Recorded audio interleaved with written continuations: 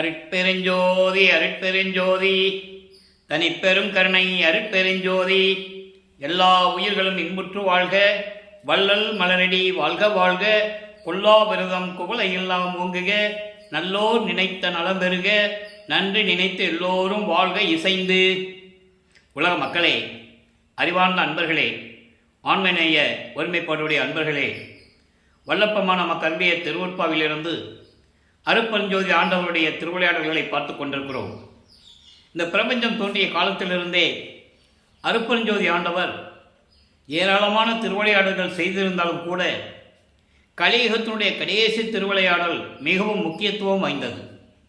காரணம், இந்த பிரபஞ்சத்தில் தோன்றிய 4 யுகங்களும் கிரேத யுகம், திரேத யுகம், துவார யுகம், கலியுகம், இந்த 4 யுகங்களிலுமே தோன்றி இந்த 4 யுகங்களிலும் மார்க்கங்களும் சமயங்களும் மதங்களும் தோன்றி அந்த சமயங்களிலும் மார்க்கங்களிலும் மதங்களிலும் ஈடுபட்டு கொண்டிருந்தவர்கள் அவர்களுடைய சமயங்களினுடைய தலைவர்களை, கர்த்தாக்களை உருவாக்கி உருவகப்படுத்தி அதற்கேற்றபடி ஆலயங்களை அமைத்து வழிபாட்டு முறைகளையும் அமைத்து விட்டார்கள்.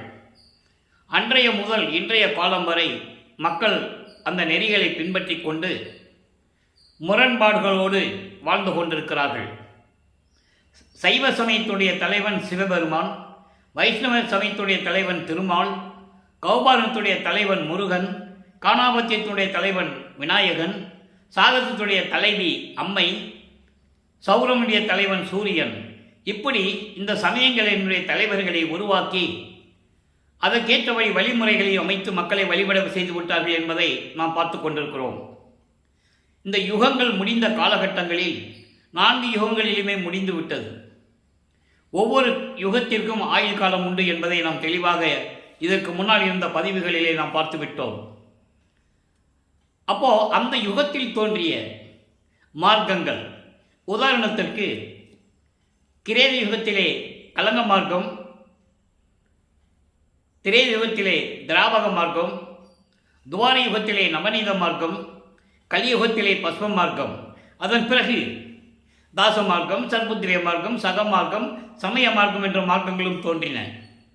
இப்படி ஒவ்வொரு மார்க்கத்திலேயும் உருவானவர்களை எல்லாம் உருவாக்கி வழிபட்டு கொண்டிருக்கிறார்கள். அப்போ அந்த யுகங்கள் முடிந்தவுடனே அந்த யுகத்தில் தோன்றிய சமயங்களும் மதங்களும் மார்க்கங்களும் முடிவடைந்து விட்டது. மக்களுக்கு தெரியாது, மக்களிடம் யாரும் சொல்லவில்லை. அதனால் மக்கள் பின்பற்றி கொண்டிருக்கிறார்கள். அந்த பிரபஞ்சத்தின் உண்மையை வல்லப்பமானவர்கள் வருவிக்கோற்ற பின் நமக்கு அருளியிருக்கிறார்கள். இப்போ நம்ம சதுர்யுகத்தில் இருந்து கொண்டிருக்கிறோம். வல்லப்பமானவர்கள் இதை ஒளியுகம் என்று கூறுவார். இந்த சதுர்யுகத்திலே வாழ்ந்து கொண்டிருக்கின்ற மக்களுக்கு ஒரு ஆன்மீக மார்க்கம் வேண்டும். ஏன்னா அந்த மார்க்கம்லாம் முடிஞ்சு போச்சு. அப்போ இந்த ஆன்மீக மார்க்கம் சமரசமாக இருக்க வேண்டும். இந்த மார்க்கத்தை எல்லாருமே ஏற்றுக்கொண்டு ஒருமை நிலையில் ஒத்த கருத்துடன் ஆண்மை நேயத்துடன் உயிர் இரக்கத்துடன் உலக மக்கள் எல்லோரும் ஒன்றுபட்டு வாழ வேண்டும். அந்த உலக மக்களெல்லாம் இன்புற்று வாழ வேண்டும். முரண்பாடுகள் இல்லாமல், சண்டை சச்சரவுகள் இல்லாமல், வேற்றுமைகள் இல்லாமல் சகோதர தத்துவத்துடனும் எல்லோரும் வாழ வேண்டும் என்பதற்காகவே அருட்பெருஞ்சோதி ஆண்டவர் தன் அருளால் ஒரு ஆண்மகனை பெற்றெடுத்து அதை அவரை அந்த மகனை இந்த பூலோகத்திற்கு அனுப்ப வேண்டும். இந்த பூலோகத்திற்கு அனுப்புவதற்கான காரணம், தனது மகன் இந்த உலக மக்களோடு இருக்க வேண்டும், சமயங்களிலும் மதங்களிலும் மார்க்கங்களில் கூறப்பட்ட நெறிமுறைகளை பின்பற்ற வேண்டும், சைவ சமயத்தின் தலைவனாகிய சிவபெருமானை வழிபட்டு கொண்டிருக்க வேண்டும். அதன் பிறகு சுத்த சன்மார்க்கத்தை கொடுத்த பிறகு இதெல்லாம் பொய் என்று சொல்ல வேண்டும். இந்த நிலையில்தான் திருவொற்பாவில் இருந்த திருவிளையாடல்களை பார்த்து கொண்டிருக்கிறோம். அப்போ வல்லப்பமானவர்கள் 56 ஆண்டுகள், அதாவது வல்லப்பமானவர்கள் வருவிக்கூற்ற ஆண்டு 5/10/1823 ஆண்டு சிதம்பரம் அருகிலே மருதூர் என்ற ஒரு கிராமத்திலே ராமையா பிள்ளை சின்னையமேரவர்களுடைய மகனாக வருவிக்க உற்றார். அங்கே மகன் என்பது உலகியலிலே ஏற்பட்ட ஒரு சொந்தம். வல்லப்பமணி கூறுகிறார், உபசாரத்தால் பெற்ற தாய் என்பால் ஒருத்தி என்று கூறுவார். உபசாரத்தால் பெற்ற தாய் என்பால் ஒருவன் என்று கூறுவார். இது இறைவனுடைய திருவிளையாடல். இறைவன் நினைத்தால் ஒரு காரணத்தை செயலாக்க வேண்டும், காரியங்களாக நடத்த வேண்டும் என்றால் இறைவன் எப்படி வேணாலும் ஒரு ஆண்மகனையோ ஒரு பெண்ணையோ வரவழைக்கலாம், வருவிக்க செய்யலாம். அப்படி ஒரு நிலையில் வருவிக்க உற்றவர் வல்லப்பமானவர்கள் என்பதை திருவுட்பாவிலிருந்து உண்மையாக பார்த்து கொண்டிருக்கிறோம். கதையல்ல, கற்பனை அல்ல. அப்போது 1823ஆம் ஆண்டு தொடங்கிய திருவிளையாடல் 30/1/1874 இரவு 12 மணி வரையிலும் நடக்கிறது. இந்த 51 ஆண்டுகள் திருவிளையாடல்களை, இந்த 51 ஆண்டுகளை 8 ஆண்டுகளாக பிரித்து தனது மகனுக்கு எப்படியெல்லாம் அருளை கொடுத்தார் என்பதையெல்லாம் பார்த்து கொண்டிருக்கிறோம். தன் மகனை இந்த பூலோகத்திற்கு வருவிக்க செய்ததற்கான காரணம் சன்மார்க்கத்தை, சுத்த சன்மார்க்கத்தை உலக மக்களுக்கு தெரியப்படுத்தி உலக மக்களை எல்லாம் சுத்த சன்மார்க்கத்தில் இணைத்து அந்த உலக மக்களெல்லாம் இன்புற்று வாழ வேண்டும் என்பதற்காகவே கலியுகத்தில் நான் இறைவனாகவே வருவிக்க உற்றேன் என்று கூறுவார். அகத்தை கருத்து புறத்தை வெளுத்திருந்த உலக அனைவரையும் சகத்தை திருத்தி சன்மார்க்கத்தை அடைவித்திட சமயங்களிலும் மதங்களிலும் மார்க்கங்களிலும் ஈடுபட்டு கொண்டு சண்டை சச்சரவுகளோடு துன்பங்களையும் துயரங்களையும் தாங்கிக் கொண்டு வாழ்ந்து கொண்டிருக்கின்ற அந்த மக்களை எல்லாம் திருத்தி அறியாமையை போக்கி, அதான் திருத்தி என்று சொல்லுகிறார், அறியாமையை போக்கி கடவுளின் மார்க்கமாகிய சுத்த சன்மார்க்கத்தை உலக மக்களுக்கு சொல்லி விளக்கி தெரியப்படுத்தி அவர்களை எல்லாம் சுத்த சன்மார்க்கத்தில் இணைப்பதற்காகவும் அதான் அடைவித்திட என்று சொல்கிறார்.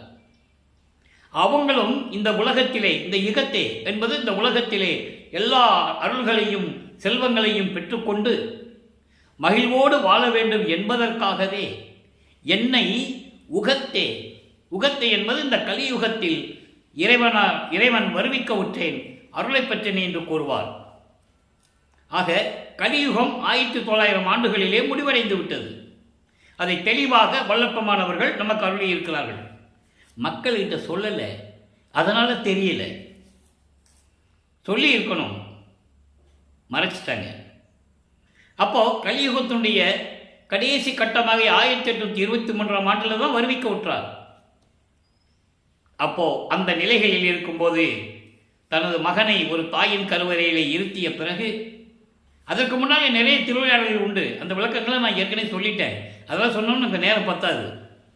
ஒரு தாயின் கருவறையிலிருந்து நம்ம ஆரம்பிக்கிறோம். அங்கே கருவறையிலே நமது குழந்தை இறைவன் வல்லப்பமானவர்கள் இருக்கும்போது இங்கே வள்ளலார் என்பது திரு அருட்பிரகாச வள்ளலார் என்று மக்களால் அழைக்கப்பட்டவர். உலகியலிலே அவருக்கு ராமலிங்கம் என்ற பெயர் வைத்தார்கள். பின்னலூர் என்ற ஒரு கிராமத்திலே, மருதூர் பக்கத்தில் பின்னலூர்னு ஒரு கிராமம், அங்கே தான் ராமலிங்கேஸ்வரர் கோயில் இருக்குது. ராமையா பிள்ளை அவர்களுடைய குலதெய்வம் அது. அதனால் அந்த கோயிலில் ராமலிங்கன் பேர் வச்சு மொட்டை அடித்து காது குத்தி கடுக்கா போட்டாங்க.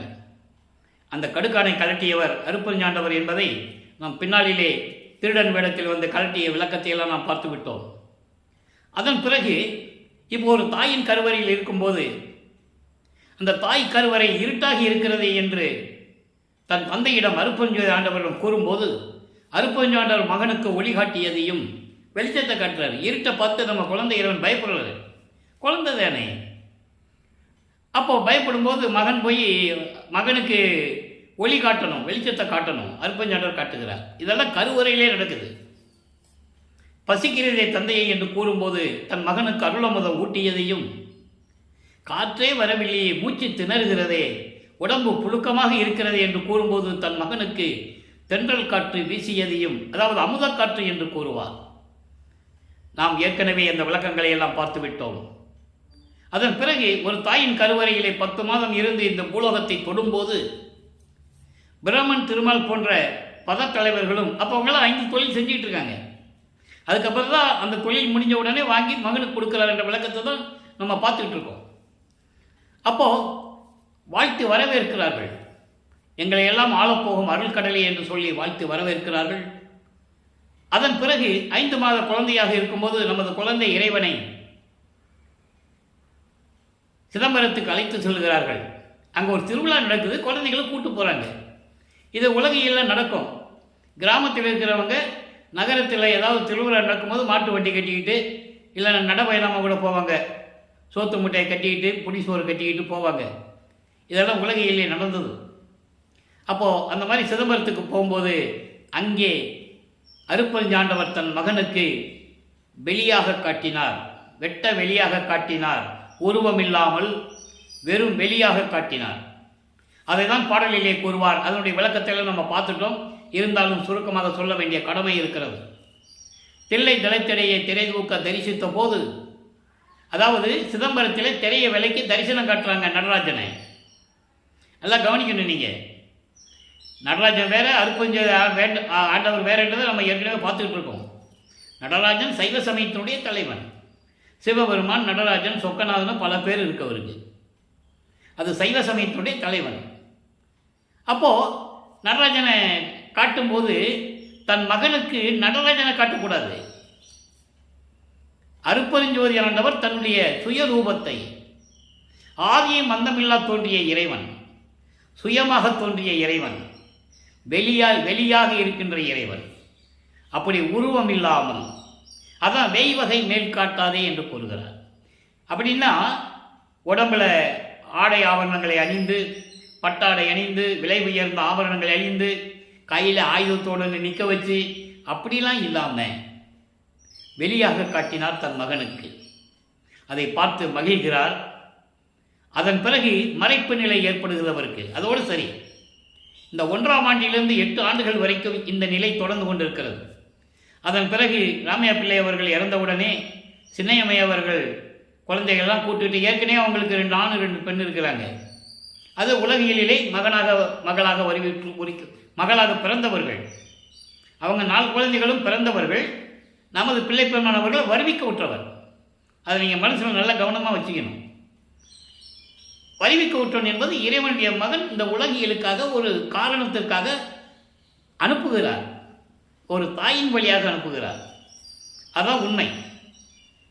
அப்போது அந்த நிலைகள் இருக்கும்போது 1ஆம் ஆண்டிலிருந்து 8 ஆண்டுகள் வரைக்கும் என்ன நடந்தது என்பதையும் பார்த்து விட்டோம். நமது குழந்தை இறைவன் வளர்ந்து கொண்டிருக்கிறார். உலகில் என்ன தெரியும், குழந்தைய கொண்டு போய் பள்ளிக்கூடத்தில் சேர்க்கணும், கொண்டு போய் சேர்க்குறாங்க. படிக்க முடியாதுன்னு வந்துட்டார். காரணம், அங்கே இறைவனுடைய திருவிளையாடல் நடக்கிறது. அவருக்கு அந்த மனநிலை இல்லை, படிக்கக்கூடிய ஒரு மனநிலை இல்லை. அப்போது அவர் ஒரு தனிமையான இடத்தை நாடுகிறார். நமது குழந்தை இறைவன். அப்போ அவருக்கு இறைவனால் வருவிக்க விட்ட நிலை தெரியாது, அருப்பெருஞ்சாண்டவர் இருக்கிறது தெரியாது, சுத்த சன்மார்க்கம் என்னென்னு தெரியாது. அவருக்கு தெரிஞ்சதெல்லாம் சைவ குலத்திலிருந்து வருவிக்க விட்டதனால், சைவ குலத்தின் தலைவனாகிய சிவபெருமானை எல்லாரும் வழிபட்டு கொண்டிருந்ததனால் இவரும் வழிபட்டு கொண்டிருக்கிறார். சைவ சமயத்தின் அடையாளமாகிய திருநூரை பூசிக்கொண்டும் உத்திராட்ச மாலையை போட்டுக்கிட்டு சிவபெருமானை நமச்சிவாயா சிவாய நமன் சொல்லி வழிபட்டு கொண்டிருக்கிறார். சங்கற்ப விகற்பங்களில் ஈடுபட்டு கொண்டிருக்கிறார். கற்பூரை ஏற்றி வழிபடுவது, குத்து விளக்கு ஏற்றி வழிபடுவது, பூ போட்டு தேங்காய் உடைச்சி வழிபடுறதெல்லாம் நடந்துகிட்டு இருக்கு. நல்லா கவனிக்கணும் நீங்கள். அப்போது தனிமையில் இடம் இருக்குது. கந்தக்கோட்டத்தில் போய் உட்கார்றாரு, ஒரு முருகன் கோயிலில் போய் உட்கார்றாரு, சென்னைக்குள்ளே இருக்குது. அது ஒரு அமைதியான இடம் அந்த காலகட்டத்தில். இப்போ நெருக்கடியாகிடுச்சு. இப்போ மக்கள் தொகை கூடுனதுனால இப்போது பயங்கர கூட்டம் நெருக்கடியாக இருக்கும் அங்கே எல்லாம். அப்போது அந்த மனநிலையை நாடுகிறார். அங்கே வர்றவங்க சும்மா இருக்க மாட்டாங்கல்ல. என்ன ராமலிங்கம், பள்ளிக்கூடத்துக்கு போலியா, போக முடியான்னு சொல்லிட்டியாமே, எல்லாம் வருத்தப்படுறாங்க உன்னை நினச்சி. சரி, வந்துட்ட, முருகனை பற்றி 2 பாட்டை பாடு சொல்லுவாங்க. அப்படி முருகனை பற்றி பாடுகிறார். இந்த நிலையில் இருக்கும்போது 1ஆவது ஆண்டிலிருந்து 8 ஆண்டுகள் வரைக்கும் எந்த விதமான அருளும் கிடைக்கவில்லை. அப்போது 9ஆவது ஆண்டு தொடக்கத்தில் 2வது 8இல் 9ஆவது ஆண்டிலிருந்து 16 ஆண்டுகளுக்குள் என்ன நடந்தது என்பதை திருவருட்பாவின் பாடல் மூலமாக நாம் பார்த்து கொண்டிருக்கிறோம். ஏற்கனவே 9ஆவது ஆண்டில் இறைவன் அவர் முன் தோன்றி, மகனே, நீ என்னால் வருவிக்க உற்றவன், நீ என் மகன், காரணம் காரியங்கள் எல்லாம் உனக்கு முன்பருவம் பின்பருவம் காட்டி அருள் செய்வேன் என்று கூறி, இப்பொழுது ஞானத்தை மட்டும் பெற்றுக்கொள் என்று சொல்லி ஞானத்தை கொடுத்துவிட்டு இறைவன் மறைந்து விடுகிறார். இப்போ அவருக்கு மறைப்பு நிலை ஏற்படுகிறது.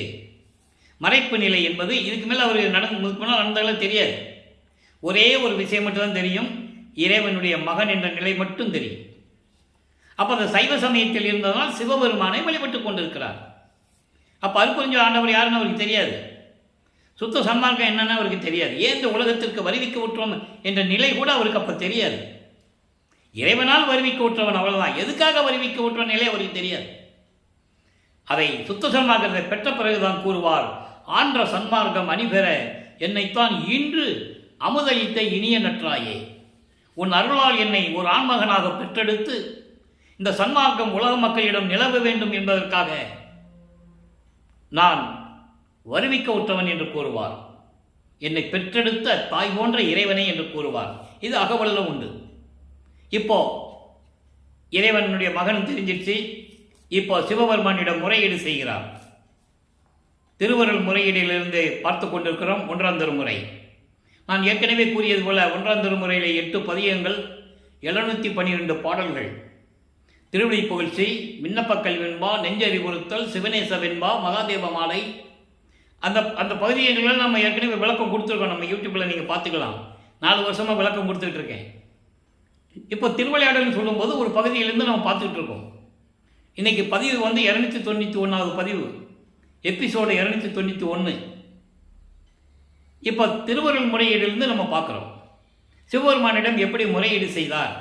232 பாடலுடைய விளக்கங்களை நாம் ஏற்கனவே முழுமையாக பார்த்து விட்டோம்.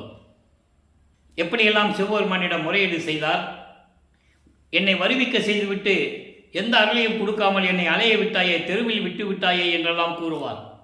அந்த நிலைகளெல்லாம் பார்த்து விட்டோம். இப்போ தந்தையை பற்றி பாடியாச்சு, அருள் கிடைக்கல, ஏமாத்திட்டு இருக்கிறார்.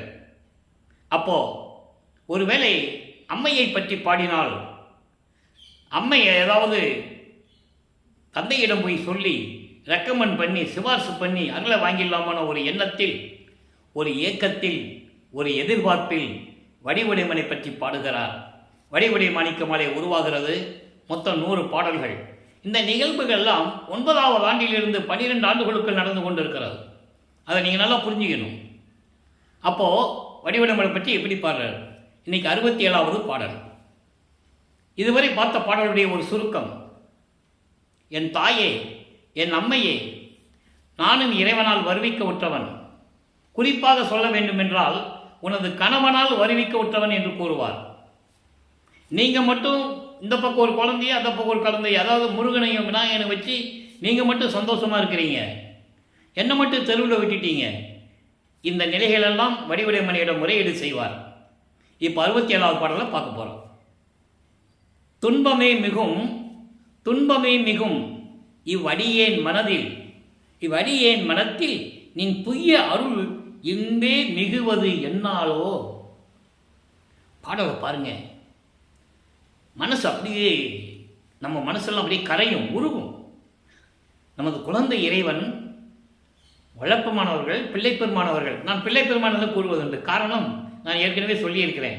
அருட்பெருஞ்சாண்டவர் தன் மகனுக்கு வைத்த பெயர் செல்வ பிள்ளை. அதனால தான் பிள்ளை பெருமான் என்று கூறுவதுண்டு, வல்லற்பமான் என்று கூறுவதுண்டு. இப்போது அது நினைச்சு பாருங்க. இறைவனுடைய மகனு தெரிஞ்சு போச்சு, வெளியே யார்ட்டையும் சொல்லவும் முடியாது. இப்போ எதுக்காக வந்தாலும் அவருக்கு தெரியவும் தெரியாது. அந்த நிலையில் இருக்கும்போது எப்படி சொல்றாரு பாருங்க. துன்பமே மிகும் இவ்வடியேன் மனத்தில், இந்த பூலோகத்திற்கு வருவிக்க உற்று மனதில் துன்பங்களையும் துயரங்களையும் சுமந்து கொண்டிருக்கின்ற இந்த அடியேன், நின் புய்ய அருள் இன்பே மிகுவது என்னாலோ. உன்னுடைய அந்த தூய்மையான அருள், அந்த இன்பம் எனக்கு எப்போ கிடைக்குமோ, அது எந்த நாளுன்னே எனக்கு தெரியல. எப்போ கிடைக்குமோ எந்த நாளுன்னு தெரியல. எழில் ஒற்றி எந்தை, அழகான வயல்களும் நீர்நிலைகளும் சூழ்ந்த திருவொற்றியூரில் விளங்கி கொண்டிருக்கின்ற எனது தந்தை இருக்கானே, தியாகராஜ பெருமான். இந்த தியாகராஜ பெருமான் உயிருக்கு அன்பே. இந்த தியாகராஜ பெருமான உயிருக்கு உயிராகவும் அன்பாக இருக்கு கொண்ட என் அம்மையே, என் தாயே, மெய்த்தொண்டர் அறிவே, உண்மையான தொண்டர்களின் அறிவாக விளங்கி கொண்டிருக்கின்ற என் அம்மையே, சிவநெறிக்கு அன்பிலர் பால் வன்பே மெய்போத வடிவே. சிவநெறியில் இல்லாதவர்கள், சிவநெறியிடம் அன்பில்லாதவர்களுக்கு அரிய நிலையில் இருக்கக்கூடிய என் அம்மையே, வடிவுடை மாணிக்கமே, விரைவில் வந்து எனக்கு அருள வேண்டும் என்று கூறுகிறார். நல்லா புரிஞ்சுக்கணும். நீங்கள் அதான் சொல்கிறார், எனக்கு ஒரு அருள் கிடைத்து நான் எப்போ சந்தோஷமாக இருப்பேன், அது எந்த நாள் எனக்கு சொல்ல, ஏன் இப்படி இருக்கிறீங்க, தந்தையும் தாயும் ஏன் இப்படி இருக்கிறீங்களாம் கூறுவார். ஆக இந்த நிலையில் இருக்கும்போது வல்லப்பெருமான் அவர்கள் 12 ஆண்டுகளை கடித்துவிட்டு அதை பாடலிலே கூறுவார், மெய்யருள் வியப்பிலே கூறுவார். 12 ஆண்டு தொடங்கி இன்றைய பகல் வரை மெய்யருள் வியப்பிலே 6ஆம் திருமுறையிலே 112வது பதிகத்திலே இந்த பாடல் உண்டு. அப்போ உறுதி செய்கிறார், 12 ஆண்டு வரைக்கும் வருவிக்க உற்று 12 ஆண்டுகள் வரைக்கும் எப்படி இருந்தேன் இந்த பூலோகத்தில் உறுதி செய்கிறார். மக்களுக்கு உறுதிப்படுத்துகிறார். மக்கள்கிட்ட சொல்லணும், யாரும் சொல்லலை. வல்லப்பெருமான்கள் வருவிக்க விட்டு 202 ஆண்டுகள் கடந்து விட்டது.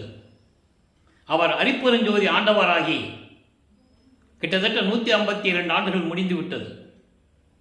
அவரை இறைவன் என்று யார் சொன்னது? இறைவனுடைய மகன் அவர். உலகியலுக்காக ஒரு தாயின் மொழியாக வருவிக்க செய்தார். புராணங்களிலே நீங்கள் கேள்விப்பட்டதுண்டு. இந்த அம்மா வயிற்றிலிருந்து ஒருத்தர் வந்தார், அந்த அம்மா வயிற்றிலிருந்து ஒருத்தர் வந்தார்லாம் சொல்லுவாங்க.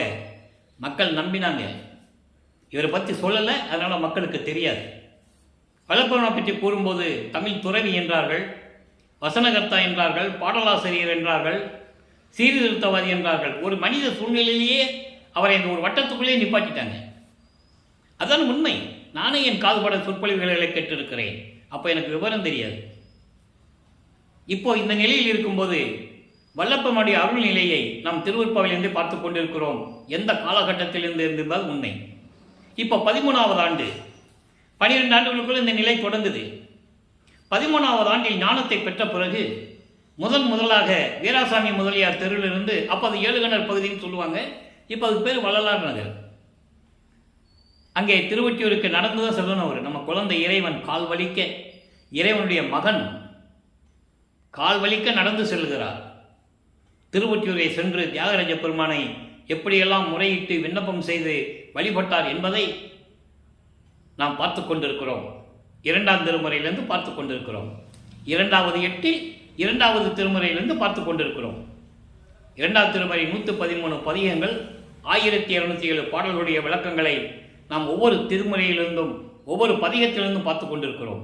இதுவரை 27 பதிவுகள், 27 பதிகங்களுடைய விளக்கங்களை பார்த்து விட்டோம். அதனுடைய ஒரு சுருக்கம்.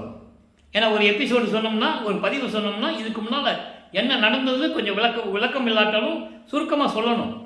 அப்போ தான் இன்றைக்கி பார்க்குறவங்களுக்கு புரியும் அது.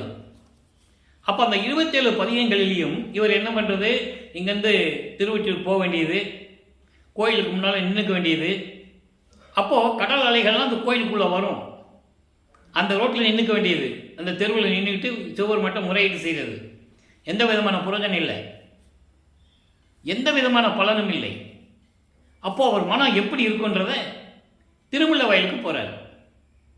அங்கே மாசிலாமணி இறைவனுடைய, அதாவது சிவபெருமானுடைய பெயர் மாசிலாமணி. மாசிலாமணி மாசிலாமணி ஒருவர். அந்த பாடலையெல்லாம் பார்த்துட்டோம். என்னது பூலோகத்துக்கு கொண்டு வந்துட்டு நாற்றம் மிகுந்த துர்நாற்றம் பிடித்த ஒரு தாயின் கருவறையினை இருக்க வைத்து, அங்கே தத்துவ சேட்டைகளும் பிண்ட துரிசுகளும் எப்படியெல்லாம் தத்துவத்தை சேர்ந்த பெண் இந்த குடும்பங்களும் எப்படியெல்லாம் என்னை துன்புறுத்தின என்றெல்லாம் கூறுவார் மகாதேவ மாலையிலே. 5வது பதிவு மகாதேவ மாலையிலே 100 பாடல்கள் உண்டு. ரொம்ப அற்புதமாக சொல்லுவார். அந்த பாடல் 87வது பாடலில் சொல்லுவார், என் பெருமானை நின் விளையாட்டென்னு சொல்வேன் நான். சிவபெருமானை உன்னுடைய திருவிளையாட்டு. அப்போ சிவபெருமான் தான் திருவிளையாட்டு செய்கிறான்னு இவர் சொல்லிட்டு இருக்காரு. அருப்புஞ்சாண்டவர் தெரியாதவருக்கு, சுத்த சன்மார்க்கம் தெரியாதில்லை. இந்த பிரபஞ்சம் தோன்றிய காலத்துலேருந்து யாருக்கும் சுத்த சன்மார்க்கம் தெரியாது. ரிஷிகளும் சரி, முனிவர்களும் சரி, சமயப்புறவர்களும் சரி, எல்லாமே சமய மார்க்கத்திலையும் தசா மார்க்கத்திலையும் சர்முத்திர மார்க்கத்திலையும் சக மார்க்கத்திலையும் கலங்க மார்க்கத்திலையும் திராவக மார்க்கத்திலையும் இப்படி மார்க்கங்களில் இருந்தவர்கள். அவங்களுக்கு தெரியாது. அதனால தான் முத்தி நிலையோடு போனார்கள். ஞான சித்திக்கு யாருமே வரல. அந்த விளக்கத்தை தான் நம்ம பார்த்துக்கிட்டு இருக்கோம் தினமும். அப்போ பிள்ளைப்பெருமானவர்கள் திருமுல்லை வாயிலில் போய் சிவபெருமானை பற்றி மாசிலாமணி மாசிலாமணி உருகுவார். என்னை பூலோகத்துக்கு வருவிக்க செய்துவிட்டு அப்படியெல்லாம் ஒரு கருவறையில் இருக்க வச்சு என்னை அலமோத வைக்கிறியே, ஒரு வார்த்தை கூட பேச மாட்டேன்ற ஊமையா நீ? உன் பிள்ளை தானே நான். இந்த பிள்ளை பார்த்தியா? என் காலை பார்த்தியா? எவ்வளவு கால் வலிக்க நான் நடந்து வந்திருக்கேன் பார்த்தியா? அப்போ கூட என்ன மகனே கால் வலிக்குதான்னு ஒரு வார்த்தை கேட்குறியா? இதெல்லாம் ஒரு தந்தைக்கு அழகா என்றெல்லாம் உருகி உருகி பாடுவார். நமக்கு கண்ணில் தண்ணி வரும். அந்த நிலைகள் முடிந்த பிறகு ஒரு புரோஜனம் இல்லை. இவர் மனம் இயங்குகிறது. அப்போ திருவள்ளித்தாயின்னு ஒரு இடம் இருக்குது. அதாவது வில்லிவாக்கத்திலேருந்து ஒரு 12 கிலோமீட்டருக்குள்ளே இருக்கும்னு நினைக்கிறேன். அங்கே போனால் அங்கே ஒரு திருவிளையாடல் ஏற்கனவே இவர் சிவபெருமான் செஞ்சிருக்காரு. கந்த துணியை கட்டிட்டு இருப்பாருங்க இடுப்பில். இவர் போய் கேட்பார், எனக்கு ஒரு கந்த துணியை கூட, நானும் கட்டிட்டு நிற்கிறேன். உலக மக்கள்லாம் வருவாங்கள்ல, மக்கள்லாம் சொல்லுவாங்கள்ல, பெத்த மகனை தெருவில் விட்டுட்டானே பாவி என்று உன்னை இகழ்வார்கள், ஏளனமாக உன்னை பேசுவார்கள். அந்த இழிச்சொல்லுக்கும் பழிச்சொல்லுக்கும் ஆளாகாதே, அந்த இதெல்லாம் உன்னை வந்து சேர்ந்து விடுமே, அந்த பழிச்சொல் உன்னை வந்து சேர்ந்து விடுமே என்று நான் பயப்படுகிறேன், வேறு எதற்கு நான் பயப்படவில்லை சொல்லுவார். புரோஜனம் இல்லை. இப்போ 28வது பதிகம் சந்நிதி முறையீடு அங்கேயே சொல்லிட்டு வந்துடுவார். இனிமே திருமுல்லை வாயிலுக்கும் திருவள்ளித்தாயத்துக்கு நான் வரமாட்டேன், என்னால் நடக்க முடியாது అని சொல்லிட்டு மறுபடியும் திருவொற்றியூரிலே தியாகராஜ பெருமான் முன் சந்நிதி முறையீடு அந்த பதிகத்தில் இன்னைக்கு 10வது பாடல். ஏற்கனவே 9 பாடலை பார்த்துட்டோம். இந்த பாடலை என்ன சொல்றார்? வைத்த நின் அருள் வாழிய வாழியவே, மெய்த்த தில்லையில் மேவிய இன்பமே, உய்த்த நல் அருள் ஒற்றியப்பா, என்னை பொய்த்த சிந்தை விட்டு சொல்றார் பாருங்க. என்னை பொய்த்த சிந்தை விட்டு உந்தனை போற்றவே. இது பாடல். என்ன சொல்றாரு? அதாவது என் உள்ளத்தில் பொருந்திய உன்னுடைய அருள் தன்மை என்றாவது ஒரு நாள் எனக்கு கிடைக்கும் என்று நான் காத்துக் கொண்டிருக்கிறேன். அது வாழிய வாழியவே. உன்னுடைய மகன் என்று எனக்கு தெரிந்து விட்டது. என்றாவது ஒரு நாள் இன்னைக்கு அருளை கொடுப்பாய் என்று எனக்கு தெரியும். உன் அருள் தன்மை வாழிய வாழியவே. தில்லையில் இருக்கின்ற மெஞ்ஞானம் கொண்ட தில்லையிலே இருக்கின்ற சிவபெருமானே, எனது இன்பமே, உய்த்த நல்லருள் ஒற்றியப்பா, மேன்மை பொங்கிய அருளை உடைய என் ஒற்றியில் இருக்கின்ற திருவொற்றியில் இருக்கின்ற என் அப்பா, என் தந்தையே, என்னை மொய்த்த சிந்தை விட்டு உந்தனை போற்றவே. இந்த பொய்யான மனம் இருக்கிறதே, இதையெல்லாம் நீக்கி இந்த பொய்த்த மனம், என்னை பிடித்து கொண்டிருக்கின்ற இந்த மனம், அலை பாய்கின்ற இந்த மனம், குரங்கு போல தாவிக்கொண்டிருக்கின்ற இந்த மனத்தை நீக்கி எனக்கு அருளை கொடுப்பாயாக. உந்தனை போற்றவே, உன்னை வணங்க வேண்டும். நான் இந்த பொய்யான மனதில் இருக்கின்ற தீய எண்ணங்களை எல்லாம் நீக்கி உன்னுடைய நினைவுதான் என்றுமே என் மனதில் இருக்க வேண்டும். உன்னை வணங்க வேண்டும், அதற்கு நீ அருள் புரிய வேண்டும் என்று சொல்லி இந்த பாடலை நமக்கு அருளியிருக்கிறார்கள். ஆக வள்ளற்பெருமான் அவர்கள் அன்பர்களே, இந்த பூலோகத்திற்கே வருவிக்க உற்று 16 ஆண்டுகள் வரையிலும் இறைவனிடமிருந்து எந்த அருளையும் பெற முடியாமல் தவித்துக் கொண்டிருக்கிறார். அதற்கிடையிலே ஏளன பேச்சுகளையும் அவமானங்களையும் தாங்கிக் கொண்டிருக்கிறார். அப்போ அவர் மனசு நிலை எப்படி இருக்குன்னு கொஞ்சம் சிந்தனை பண்ணி பாருங்க. இறைவனுடைய மகன் என்று தெரியும், வெளியே சொல்ல முடியாது. ஏளன பேச்சுகள் அவமானங்கள் அத்தனையும் அந்த இளம் வயதிலேயே இளப்பருவத்திலேயே தாங்கிக் கொண்டிருக்கிறார். இப்போ 3வது எட்டில் அடி எடுத்து வைக்கிறார் வள்ளற்பெருமான் அவர்கள். 3வது எட்டு என்பது 17வது ஆண்டிலிருந்து 24 ஆண்டுகளுக்குள் என்ன நடந்தது என்பதை 3ஆம் திருமுறை உருவானது. 3ஆம் திருமுறையில் இருக்கின்ற 19 பதிகங்களில் இருக்கின்ற 235 பாடல்களுடைய விளக்கங்களையும் பார்த்து விட்டோம். அதனுடைய ஒரு சுருக்கம். இப்போ காலங்கள் மாறுகிறது, காட்சிகள் மாறுகிறது. இப்போ திருவொற்றியூரிலே தியாகராஜ பெருமான் காட்சி கொடுக்கிறார். ஆனால் பேசுறது இல்லை, மறைந்து விடுவது. அப்போ பவனி வரும்போது, திருவிழா வீதி வரும்போது ஒவ்வொரு தெருவுக்கும் போய் இவர் நிற்கிறது. ஒரு தெருவில் ஒரு மாதிரி காட்சி கொடுக்கிறது, அடுத்த தெருவுலன்னா அங்கே ஒரு மாதிரி காட்சி கொடுக்கிறது. இப்படியே காட்சி கொடுத்துக்கிட்டு இருக்கிறார். ஆனால் இவர் முறையீடு செய்து கொண்டிருக்கிறார். இப்படியெல்லாம் என்னை அலைய வைக்கிறாயே, இதெல்லாம் தர்மமா நியாயமா என்றெல்லாம் கூறுவார்.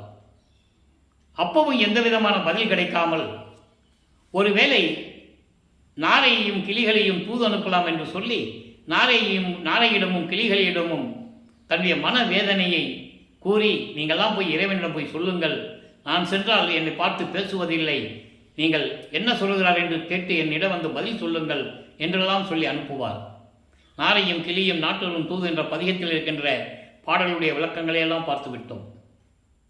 அதன் பிறகு உலகியலில் இருப்பது போல இப்போ குடும்பத்தில் இருக்கிறவங்க என்ன பண்ணுவாங்க, பிள்ளைகளுக்கு நல்ல காரியம் பண்ணணும், கல்யாணம் பண்ணணும், இல்லை பிள்ளைகளுக்கு வேலை வாங்கி கொடுக்கணும், இல்லை ஏதோ நல்லது கெட்டது காரியங்கள் எது இருந்தாலும் கூட குறி கேட்க போவாங்க, ஜாதகம் பார்க்க போவாங்கல்ல. அந்த மாதிரி நமது பிள்ளை பெருமானவர்களும் குறி ஆராய்ச்சி என்ற பதிகத்திலே ஒரு புறத்தை பின்னிடம் போய் எப்படியெல்லாம் குறி கேட்டார் என்பதையும், ஜோதிட நாடல் என்ற பதிகத்திலே ஒரு ஜோதிட பார்க்கிறவர்கிட்ட போய் எப்படியெல்லாம் தன்னுடைய மன குமுறலை சொல்லி தன்னுடைய நிலையை கூறுகிறார் என்பதையும் அதெல்லாம் உலக மக்களுக்கு தெரிவிக்கிறார்.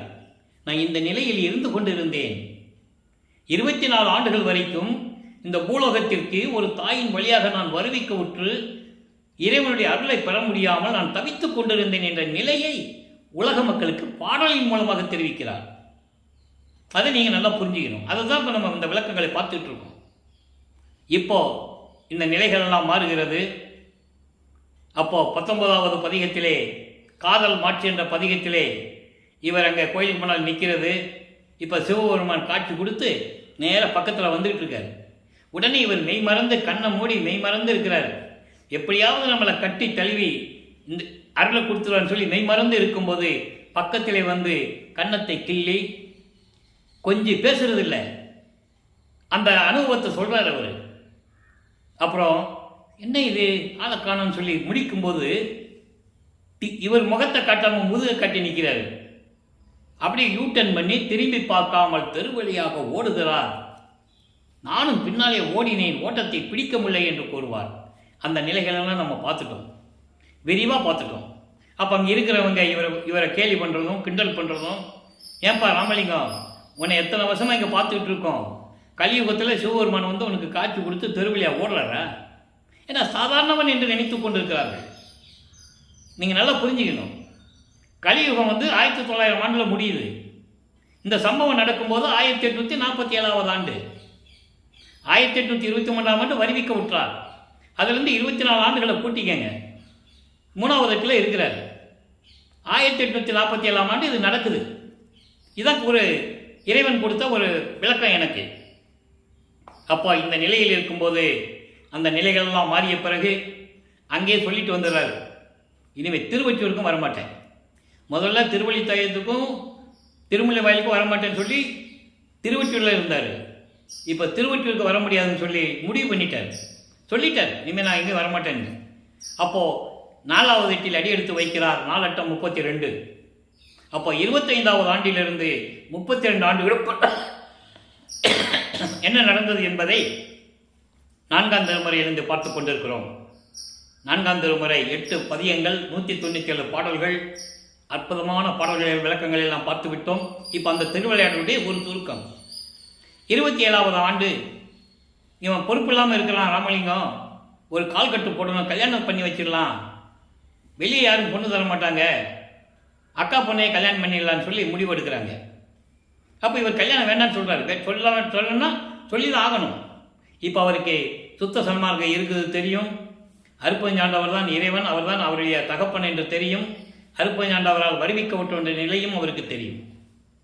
அப்போ தகப்பன் சொல்லணும், அப்பா சொல்லணும், தாலி கட்டிக்க மகனேன்னு சொல்லணும். அந்த அனுமதிக்காக காத்து கொண்டிருக்கிறார். அப்போது அவர் ஒரு சிவனடியார் வேடத்தில் எங்கே இருக்க, இவங்க போய் அவங்களை கூட்டு போய் கேட்க, அவர் அதெல்லாம் பண்ணிக்கலாம், ஒன்றும் பிரச்சனை இல்லைன்னு சொல்ல, அப்போ அன்மீது கொடுத்தாச்சு, சரின்னு சொல்லிடுறார். அப்போது அந்த திருமண நிகழ்ச்சியிலே பிரம்மன், திருமால், ருத்திரன், மகேஸ்வரன் போன்ற பதத்தலைவர்கள், இப்போ அந்த பதத்தலைவர்களுக்கு ஆட்சி பொறுப்பு கிடையாது. அவங்ககிட்ட இருந்து எல்லாம் வாங்கி இப்போ சதாசிவம் பண்ணிட்டு இருக்காரு. 51 வருஷம் அவர் தான் பண்ணணும். அது அந்த 51 ஆண்டுகள் பாக்கி இருக்கும்போது தான் இவர் வருவிக்க விட்டுறார். அப்போது இந்த நிலையில் இருக்கும்போது அவங்க வந்திருக்காங்க.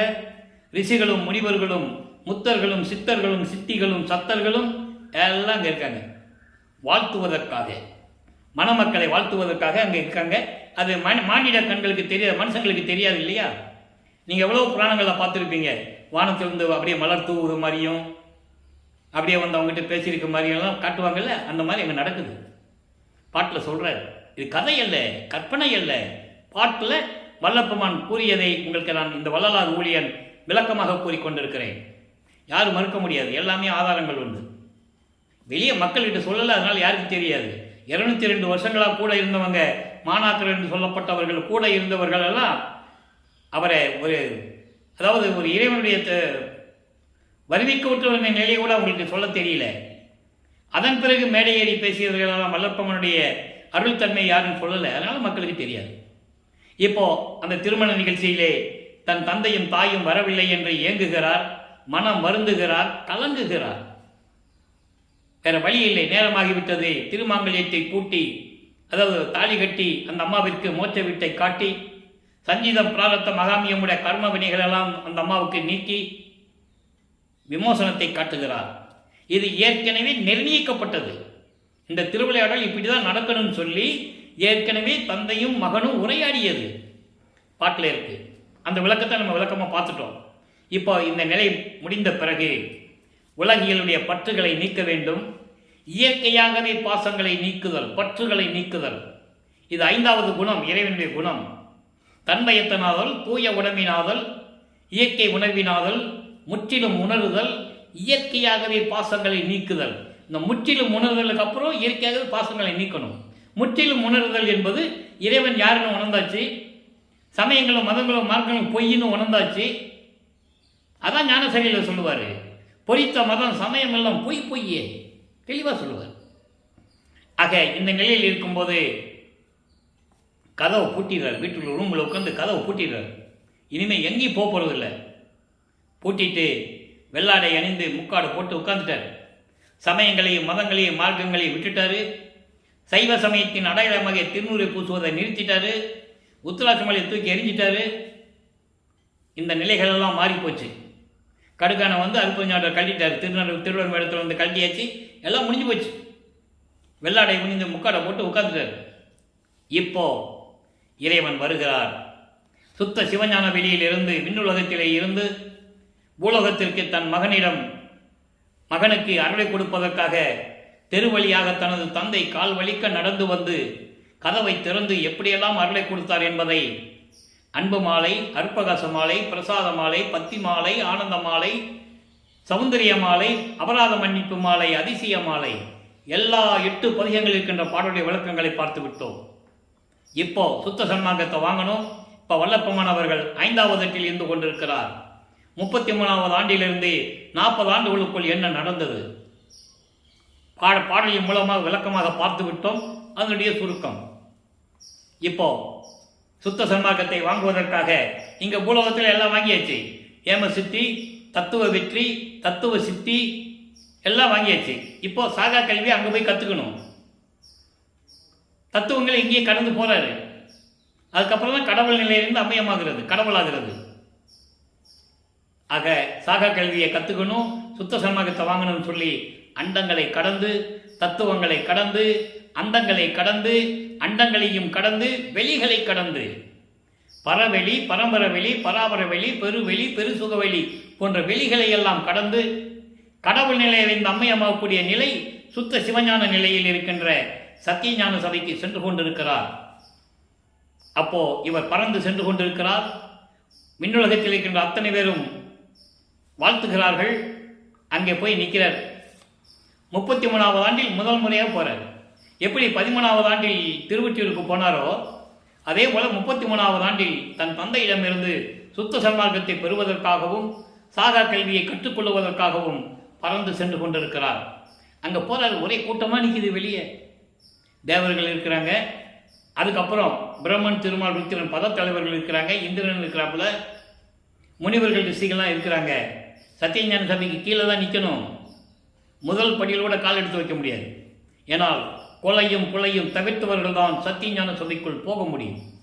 அவங்க அந்த சத்தியஞான சபையில் என்ன நடந்தாலும் வெளியே இருந்து தான் பார்த்துட்டு இருக்கணும் என்பதை பாடலின் மூலமாக நாம் ஏற்கனவே பார்த்து கொண்டிருக்கிறோம்.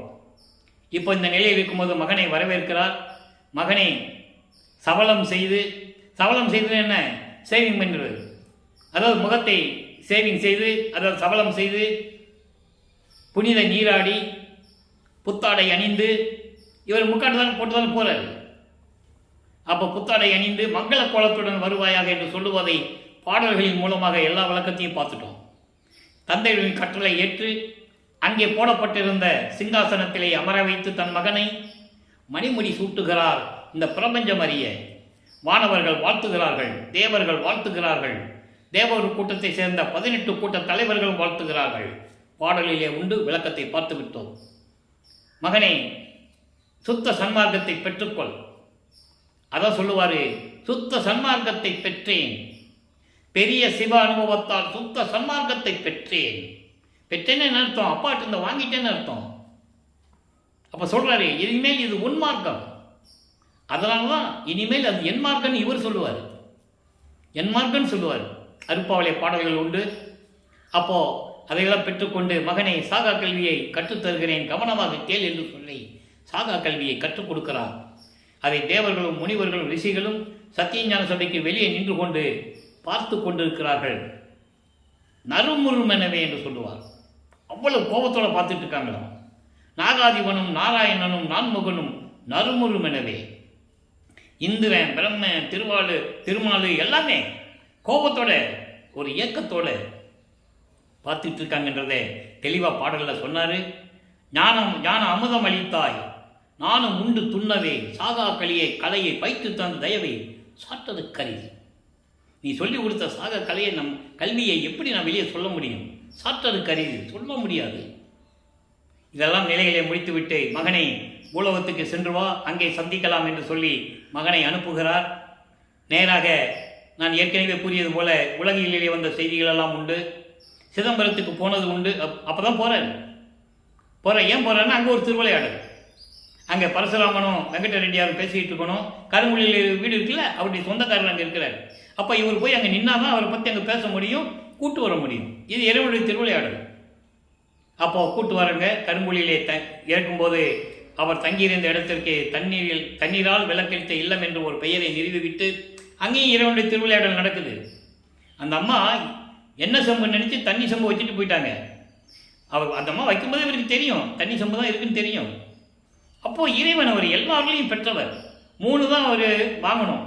அருப்பஞ்சோதியை வாங்கணும், திருவருள் செங்கோலச்சியை வாங்கணும், அருப்பஞ்சாண்டவர் மகனோட வந்து கலந்துக்கணும். இந்த 3 விஷயம் நடக்கிறது தான் மேட்டுக்குப்பம் சித்தி விழாகும். அதை நம்ம பின்னால் விளக்கத்தை பார்க்க போகிறோம். இப்போது அங்கே இருந்து கொண்டு தந்தையும் மகனும் அருப்பஞ்சாண்டவர் மகனும் எப்படி உரையாடினார்கள், அங்கே மீதி இருக்கின்ற அருளையெல்லாம் எப்படி கற்றுக்கொண்டார் என்பதை நாம் திருவருட்பாவை பாடலின் மூலமாக பார்த்து விட்டோம். இப்போ வல்லப்பெருமானவர்கள் 8வது ஆண்டில் இருக்கிறார். 6வது எட்டில் இருக்கிறார். 48 ஆண்டுகளுக்குள் இருந்து கொண்டிருக்கிறார். இப்போ அந்த பாடல்களை லைவாக பார்த்துட்டு இருக்கோம். இப்போ அங்கே இருக்கும்போது தந்தையும் மகனும் உரையாடுகிறார்கள். ஜீவகாருண்ய ஒழுக்கம் உருவாக வேண்டும். அப்போ ஜீவகாருண்ய ஒழுக்கம் இருக்கணும்னா ஒரு தர்மசாலை வேணும், தர்மசாலையை நிறுவ வேண்டும். அப்போ பார்வதிபுரம் மக்களிடம் பேசுகிறார்கள். நமது பிள்ளை பெருமான் அவர்கள் அவங்க கொடுக்குறேன்னு ஒத்துக்கிறாங்க. ஒரே நாளிலே கருங்குழியை விட்டு வெளியே வந்து பார்வதிபுரம் மக்கள் கொடுத்த அந்த இடத்திலே ஒரே நாளில் தர்மசாலையை நிறுவி 23/5/1867 ஆண்டு அணையா அடுப்பை மூட்டி உணவை சமைத்து பசியோடு வருகின்றவர்களுக்கு பசியாற்றி கொண்டிருக்கிறார், பசியை நீக்கி கொண்டிருக்கிறார். அதுதான் ஜீவகாருண்ய ஒழுக்கம். கடவுள் வழிபாடு என்பது ஜீவகாருண்ய ஒழுக்கம். மோட்ச வீட்டின் திறவுகோல் என்பது ஜீவகாருண்ய ஒழுக்கம். ஏன் ஜீவகாருண்ய ஒழுக்கம்னு வச்சாரு? மோட்ச வீட்டின் திறவுகோலை அந்த கூட்ட திறக்கணும்னா சுத்த சன்மார்க்கம் இருக்கணும். சுத்த சன்மார்க்கத்தில் இருந்து கொண்டு ஜீவகாருண்யம் செய்யணும். பசி, பிணி, தாகம், இச்சை, எளிமை, பயம் போல 7 பிரிவுகள் உண்டு. அதை நம்ம பின்னால் விளக்கமாக பார்க்க போகிறோம். இப்போ ஜீவகாருண்ய ஒழுக்கம் உருவாயிடுச்சு. இப்போ 1869 ஆண்டு நீதிமன்றத்திலே ஆறுமுக நாவலார் வழக்கு தொடர்ந்து விட்டார். முத்துசாமி ஐயர் என்ற ஒரு வழக்கறிஞரை நியமித்து வக்காலத்து வாங்கி ராமலிங்கம் என்ப ஒருவர் வடலூரில் இருந்து கொண்டு தமிழ் இலக்கண இலக்கியம் கற்காமல் புலவர் பட்டம் பெறாமல் தவறாக பாடலை எழுதி கொண்டு சமயங்களையும் மதங்களையும் மார்க்கங்களையும் ஜாதிகளையும் சாடிக்கொண்டிருக்கிறார். எங்கள் மனம் புண்படுகிறது. நாங்கள் எல்லாம் ஜாதிகளையும் மதங்களையும் மார்க்கங்களையும் பின்பற்றி கொண்டிருக்கிறோம், அது பொய் என்று சொல்லுகிறார். எனவே திருவருட்பா பாடல்களை மறுப்பா என்று அறிவிக்க வேண்டும். அதுக்கு திருமுறைகள் என்று பெயரிட்டு அழைத்துக் கொண்டிருக்கிறார். அவைகளெல்லாம் திருமுறைகள் அல்ல. தேவாரமும் திருவாசகமும் தான் திருமுறைகள். அப்படியே வழக்கு தொடர்கிறார். வழக்கு விசாரணைக்கு வருகிறது. வாதியாகிய ஆறுமுக நாவலர் அவரிடம் கேட்கப்பட்ட கேள்விகளுக்கெல்லாம் பதில் சொல்லிக் கொண்டிருக்கிறார். எங்கே பிரதிவாதி என்று நீதிபதி கேட்கிறார். நீதிபதி பிரிட்டிஷ்காரர். அப்படி கேட்கும்போது ஏற்கனவே நீதிமன்றத்தில் ஊழியர் வந்து கூப்பிடுவார், 3 தடவை கூப்பிடுவார். இன்றும் வழக்கத்தில் உண்டு. பிரதிவாதியை கூப்பிடுறாரு. ராமலிங்க பிள்ளை ராமவேல் பிள்ளை கூப்பிடும்போது திடீரென்று எழுந்தருளுகிறார். ஆனால் உலகில் என்ன சொல்லுவாங்க, வடலூர்லேருந்து அப்படியே மாட்டு வண்டியில் போனார், நடந்து போனார் அப்படின்லாம் சொல்லுவாங்க. அது அவங்களுடைய விளக்கம். அது இருந்துட்டு போட்டோம், அதுக்குள்ளே நம்ம போக வேண்டாம். ஆனால் அவர் எப்படி சொல்கிறாரு, நான் எழுந்தருளினேன். அங்கே திடீர்னு எழுந்தருளார். ஏன்னா அதுக்கு முன்னால் அங்கே இருக்கிறவங்கள தேடுறாங்க, ராமலிங்க பிள்ளையை காணாமே, அப்போ நம்ம பக்கம்தான் வழக்கு தீர்ப்பாகுன்னு சொல்லி சந்தோஷமாக இருக்கிறாங்க. அந்த நேரத்தில் எழுந்தருளுகிறார். நீங்கள் தான் ராமலிங்க பிள்ளையா என்று நீதிபதி கேட்கும்போது இவர் காட்சி கொடுக்கிறார். எல்லா கதையும் சொன்னாங்க. காட்சி கொடுத்த கதை யாராவது சொன்னாங்களா? சொல்லலை. இது இறைவன் கொடுத்த விளக்கம். உனக்கு எப்படி தெரியும் நீங்கள் என்ன கேட்க முடியாது.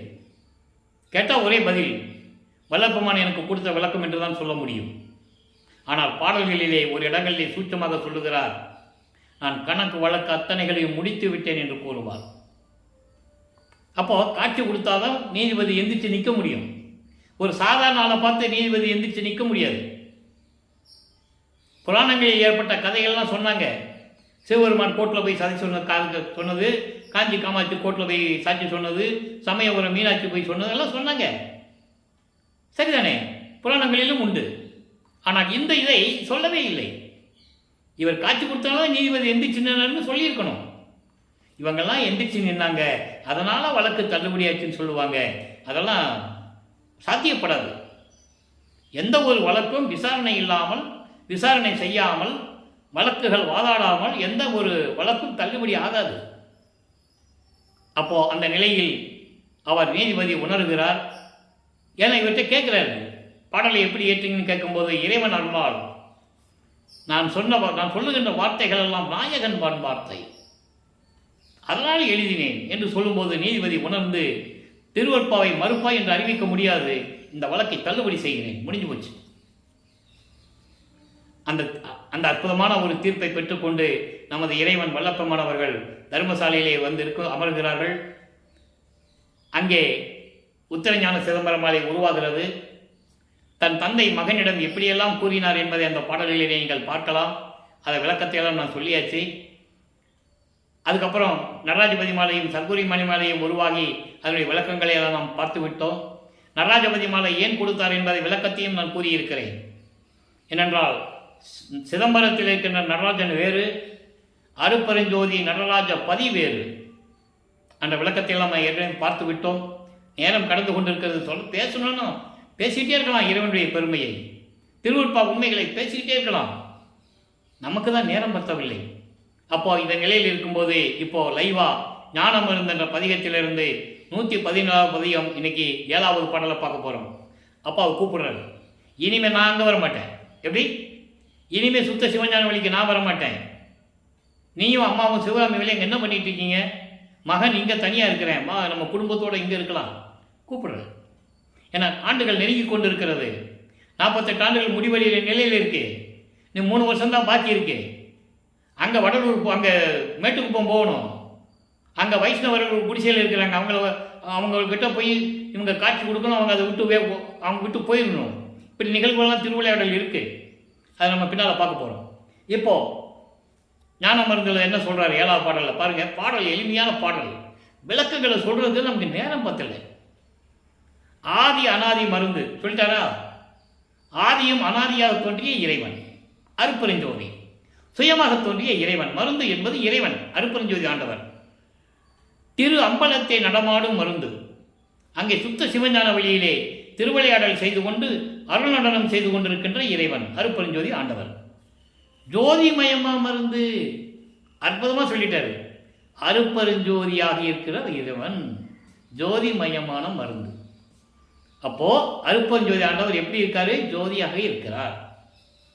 என்னை சோதியாது எவ்வளவு பெரிய வார்த்தை தெரியுமா, எவ்வளவு அற்புதமான வரி அது. என்னை சோதியாது ஆண்ட துரிய மருந்து. அதாவது இறைவன் என்னை இந்த பூலோகத்திற்கு வருவிக்க உற்று 32 ஆண்டுகள் வரையிலும் திருவிளையாடல்களினால் நான் மிகவும் துன்பப்பட்டுக் கொண்டிருந்தேன். சுத்த சன்மார்க்கத்தை கொடுத்த பிறகு சோதியாது, சுத்த சன்மார்க்கத்தை கொடுத்த பிறகு என்னிடம் திருவிளையாடல் செய்யாமல் எல்லா அருளையும் கொடுத்த மருந்து, என்னை ஆண்ட மருந்து. ஆண்டாறு 3 ஆண்டில் ஆட்கொண்ட அருள்கடலே என்று கூறுவார். 9வது ஆண்டிலே சமயங்களிலும் மதங்களிலும் மார்க்க நெறிகளிலும் இருந்தபோது என்னை இறைவன் ஆட்கொண்டான். அப்போ எனக்கு அருட்பெருஞ்சாண்டவர் யாருன்னு தெரியாது.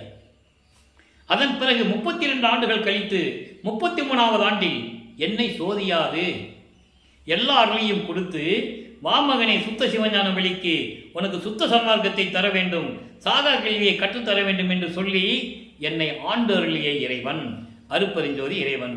துரிய மருந்து, துரிய நிலையில் இருக்கின்ற இறைவன். அறிதுயில்னு சொல்லுவாங்க வளர்ப்புமானவர்கள். பேர் உறக்கம், ஒருமை நிலை, பேரின்பமான நிலை, அந்த நிலையில் இருக்கின்ற இறைவன் அருட்பெருஞ்சோதி ஆண்டவர். சொல்லிட்டாரா? இப்போ 147வது பதிவும் அனுபவ மாலை. நான் ஏற்கனவே கூறியிருக்கிறேன், அனுபவ மாலை என்பது இறைவனிடம் பெற்ற அருளை, அந்த அனுபவத்தை மாலைகளாக தொடுத்து, அதாவது பாடல்களாக தொடுத்து, தன்னை மனைவியாகவும் இறைவனை கணவனாகவும் வர்ணனை செய்து, தோழியை உள்ளத்தை, மனதை தோழியாக வர்ணனை செய்து உலக மக்களுக்கு சொல்றார். அவருடைய நிலை, இறைவனுடைய நிலை, அங்கே இருக்கின்ற சத்தியஞான சபையினுடைய நிலை, அங்கே பிரம்மன் திருமாலாம் எப்படி வெளியே நிற்கிறாங்க, அந்த நிலைகளை நம்ம ஏற்கனவே பார்த்துட்டோம். நாதாந்தம், போதாந்தம், சித்தாந்தம், வேதாந்தங்களை கடந்த இறைவன் எல்லாம் நம்ம பார்த்துட்டோம். அப்போ இப்போ இன்னைக்கு என்ன சொல்றாரு? ஒவ்வொரு பாடலையும் ஒவ்வொரு விதமாக சொல்லுவார். இன்னைக்கு என்ன சொல்றாரு? ஐயமுறை யார்கிட்ட சொல்றாரு? தோழியிடம் சொல்லுகிறார், அதாவது உள்ளத்திடம் சொல்லுகிறார். உள்ளமே சந்தேகப்படாதே. அப்ப என்ன சொல்ற? உலக மக்களே நீங்கள் சந்தேகப்படாதீர்கள். அதான் மைய கருத்துடைய விளக்கம், அதான் கான்செப்ட். உலக மக்களுக்கு சொல்ற மாதிரி தோழிகிட்ட சொல்லிட்டு இருக்காரு. ஐயமுறையில் காலையில் யாம் வருகின்றோம், இது நம் ஆணை என்றார். அவர் ஆணை அருள் ஆணை கண்டாய். உலக மக்களே, அதாவது தோழிகிட்ட சொல்றது இது பாடல் விளக்கம், அது இருக்கட்டும். உலக மக்களே நீங்கள் சந்தேகப்படாதீர்கள், காலையில் யாம் வருகின்றோம் என்று எனது கணவர், என்னுடைய கடவுள் சொல்லியிருக்காரு. காலை என்பது பின்பாட்டு காலை. இதை 2 விதமாக சொல்லுவார் நமது வல்லற்பமானவர்கள். முன்பாட்டு காலை, பின்பாட்டு காலை. முன்பாட்டு காலை என்பது சமயங்களிலும் மதங்களிலும் மார்க்கங்களில் இருக்கும்போது நடந்தது. அப்போ அருளை பெற்று விடுவோம் என்ற ஒரு நோக்கத்தில் இருந்தது, அதான் முன்பாட்டு காலை. பின்பாட்டு காலை என்பது அருளை கொடுக்கக்கூடிய நேரம். இந்த வித்தியாசத்தை நீங்கள் நல்லா புரிஞ்சுக்கணும். அப்போ அருளை பெற்று விடுவோம், இறைவனால் வருவிக்க மகன் என்று தெரிஞ்சிச்சு, என்னைக்காவது ஒரு நாள் அருளை பெற்று விடுவோம் என்ற எண்ணத்தில் இருந்தது, அது முன்பாட்டு காலை. பின்பாட்டு காலை என்பது அருளை பெற்ற பிறகு அதனுடைய அனுபவம். அதான் சொல்றாரு, நடைமுறையில் சொல்லுவாங்கல்ல, பிரம்ம முகூர்த்தம்னு சொல்லுவாங்க, அதிகாலை 4 மணிக்கு. அப்போ நான் வரேன்னு சொல்லியிருக்காரு. நாம் வருகிறோம், இது நம் ஆணை என்றார். அவர் ஆணை அருள் ஆணை கண்டாய். அவர் கட்டளையிட்டார சத்தியம் அது. அடுத்து சொல்ற பாருங்க, வெய்யர் உள்ளத்தே புகுத போனது இருள் இரவு. வெய்யர் உள்ளத்தே, வெய்யர் என்பது பொதுவாக அகராதியில், தமிழ் அகராதியில் என்ன இருக்குன்னா, தீமைகள் செய்கிறவர்கள், வாக்குவாதம் செய்கிறவர்கள், அப்படி தான் இருக்கும். இங்கே வெய்யர் என்பது சமயங்களையும் மதங்களையும் மார்க்கங்களின் மீது பற்று கொண்டவர்கள், ஜாதிகளின் மீது பற்று கொண்டவர்கள். இவர்கள் உள்ளத்திலே இறைவன் இருக்க மாட்டான். அவங்க உள்ளம் எப்படி இருக்குமா? அறியாமை இருக்குமா, இருள் சூழ்ந்து இருக்குமா, இரவு போன்று இருள் சூழ்ந்து இருக்குமா. அவங்க உள்ளத்தில் போக முடியாது. ஒரு அதை அதாவது புகழ போனது. அவங்க கிட்ட போய் இருக்கலான்னு பார்த்தா ஒரே இருட்டா இருக்கே, அறியாமையில் இருக்கிறார்களே, சுத்த சன்மார்க்கத்தில் இல்லையே. அதான் அதுக்கு அர்த்தம். புகுத போனது இருள் இரவு. அப்ப இவர் எப்படி போக முடியும்? போக முடியாது இல்லை. அப்புறம் சொல்ற பாருங்க, விடிந்தது. உடனே பதில் கொடுக்கிறார். இரவு, அது இருள் இரவு, விடிந்தது. நல் சுடர் உதயம் மேவுகின்ற தருணம், விடிந்தது. இறைவன் வந்து விட்டார், அருட்பெருஞ்சோதி ஒளியுடன் வந்து கொண்டிருக்கிறார். சுத்த சன்மார்க்கம் பெற்றுக்கொள்ளுங்கள் உலக மக்களே. விடிந்தது, அந்த இரவு போயிடுச்சு. அப்போ சுத்த சன்மார்க்கத்தை பெற்றால் அவர்கள் உள்ளத்தில் இறைவன் வந்து குடிகொள்ளுவான். அவன் சுத்த சன்மார்க்கத்தில் இருக்கின்றவன் கொலையும் கொலையும் தவிர்த்திருப்பான். அதான் சொல்லுவாரு, அதாவது கொலையும் கொலையும் தள்ளாரை தழுவானை. நான் ஏற்கனவே சொல்லியிருக்கேன், 41வது பதிவும் காட்சி கழிப்பு என்ற பதிகத்திலே 6ஆம் திருமுறையில் இந்த பாடல் இருக்கு. கொல்லா விரதம் தன்னை கொண்டார் தம்மை தள்ளானை. இதை விட அருமையா ஒரு இடத்துல சொல்லுவாரு, கொல்லா விரதம் தன்னை கொல்லாரை காணில் ஒரு புல் என்னை எண்ணி புறம்பொழிக. நான் எந்த உயிரையும் கொல்ல மாட்டேன் சபதம் எடுக்காதவனை ஒரு தூசி மாதிரி நினைச்சவனை விட்டு ஓடி போயிருன்றது, அவனை மனுஷனாவே மதிக்காதேன்ற. அதான் இங்க சொல்றாரு. அப்போ அவங்க மண்டத்தில் அவங்க உள்ளத்துல இருள் சூழ்ந்திருக்கு. நான் அவங்க உள்ளத்துல போகலான்னு நினைச்சேன், புகுத போனது. நான் உள்ளத்துல போய் இருக்கலாம்னு நினைக்கும் போது அவங்க உள்ள வந்து இருளா இருக்கேன், எப்படி நான் போறது? சுத்த சன்மார்க்கத்தை பெற்ற பிறகு விடிந்தது, நல் சுடர் உதயம் மேவுகின்ற தருணம், அருப்பெருஞ்சோதி ஆண்டவர் வருகின்ற தருணம். அடுத்து சொல்றாரு பாருங்க, தையல். தையல்னா பெண்ணேன்னு அர்த்தம். பெண்ணேன்னு யார் சொல்றாரு? தோழியை சொல்றாரு. உலக மக்களே, அது வர்ணனை செய்வது. உலக மக்களே, இனி நான் தணிக்க வேண்டுவது ஆதலினால் சற்றே புறத்திடு நீ. இறைவன் வருகின்றார். நீங்கள் கொலையும் புலையும் தவிர்த்தவர்கள் என்று என்னால் கணிக்க முடியவில்லை. அதனால் நீங்கள் வெளியே நில்லுங்கள், கொஞ்சம் நான் கொஞ்சம் தனிமையாக இருக்கணும். என் கணவர் வருகிறார் தோழி, என் கணவர் வருகிறார், நான் கொஞ்சம் தனிச்சு இருக்கணும், நீ வெளியே போய் நில்லு கொஞ்ச நேரம். ஏன்னால் இறைவன் வரும்போது சுத்தமாக இருக்க வேண்டும். கொலையும் புலையும் தவிர்த்தவர்கள் இருக்க வேண்டும். உயிர்களை கொலை செய்பவர்கள், புலால் மாமிச உணவை உண்கின்றவர்கள் அங்கே இருக்கக்கூடாது, வெளியே தான் நிற்கணுன்றது. பிரம்மன், திருமால், ருத்திரன் போன்ற தேவர்களுக்கு அந்த நிலை நல்லா புரிஞ்சுக்கிட்டே வரணும் நீங்க.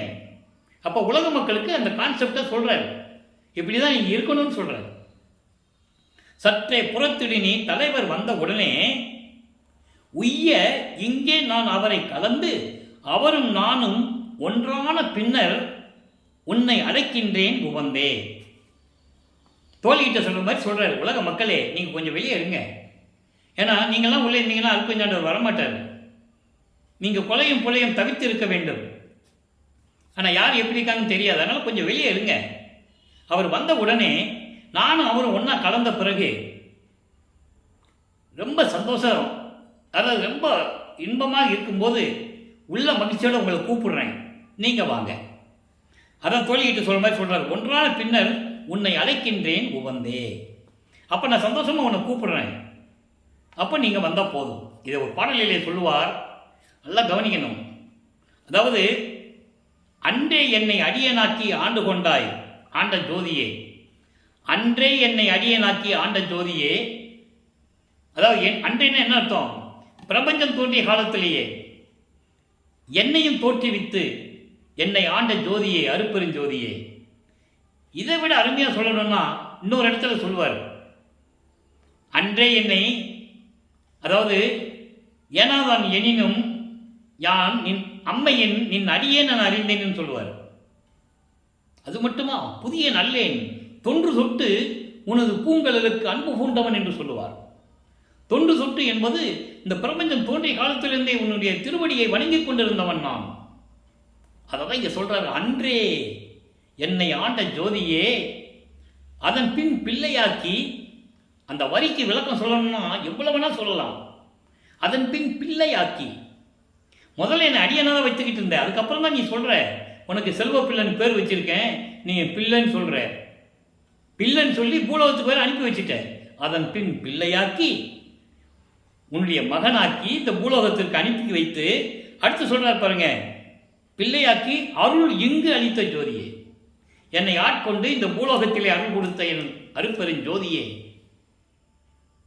சமயங்களிலும் மதங்களிலும் மார்க்கங்களில் இருக்க செய்து அதன் பிறகு சுத்த சன்மார்க்கத்தை கொடுத்து எனக்கு அருளை கொடுத்து பூலோகத்தில் நிலைக்க வைத்த என் அருட்பெரும் ஜோதியே, நன்றே மீட்டும் நேயனாக்கி நயந்த ஜோதியே, உயிரினங்களுக்கெல்லாம் என்னை நண்பனாக்கி. அதான் சொல்லுவாரு, வாடிய பயிரை கண்டபோதெல்லாம் வாடினேன்னு சொல்லுவார்.